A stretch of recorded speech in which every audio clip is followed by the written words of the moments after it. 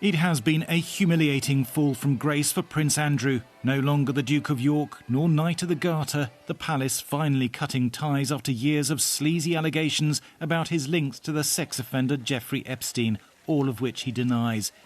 In particular, the claims of Virginia Giuffre that he had sex with her aged 17 have haunted him.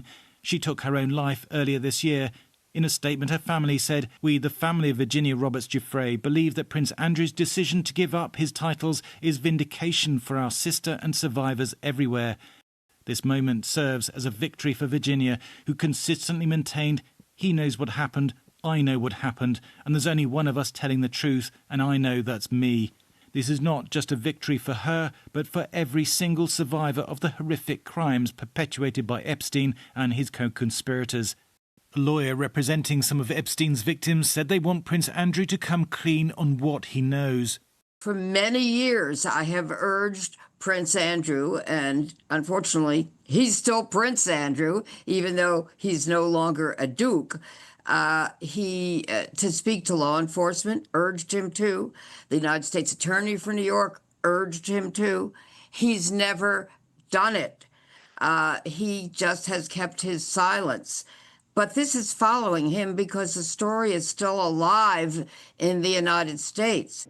According to the palace, Prince Andrew gave up the titles voluntarily. It's not clear whether he was under pressure from the King or William, the Prince of Wales, after the drip of allegations. Documents released by the US Congress have indicated he was a guest on Epstein's private plane and appeared to receive several massages. And an email recently released show he privately kept in touch with Epstein after he said publicly that he had ceased contact. But it is perhaps the publication next week of Virginia Giuffre's posthumous memoir that was the final straw for the palace. It's likely to have been spooked by the potential for further damaging allegations and the reputational risk for the royal family. Prince Andrew will continue to live at Royal Lodge, a 30-room mansion on the Windsor estate. He has a private lease with the Crown Estate, but it is unclear how he affords it.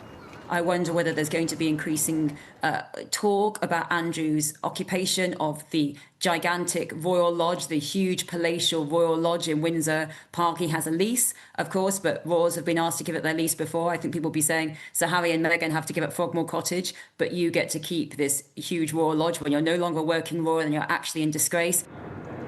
In Windsor, there was little sympathy for the prince. From what I've heard, I reckon bin him. Prince Andrew's been in the papers for years, embarrassing the royal family, not just with all these sexual assault allegations, but also with all his business dealings. Yeah, we don't like him having any privilege at all, to tell you the truth. But where else is he going to go? Well, I mean, what are they going to do? He was too involved in some things that were not good for their reputation. But their reputation as a whole still stays.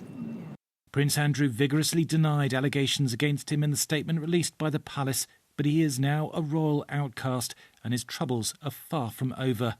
Thomas Moore, Sky News in Windsor.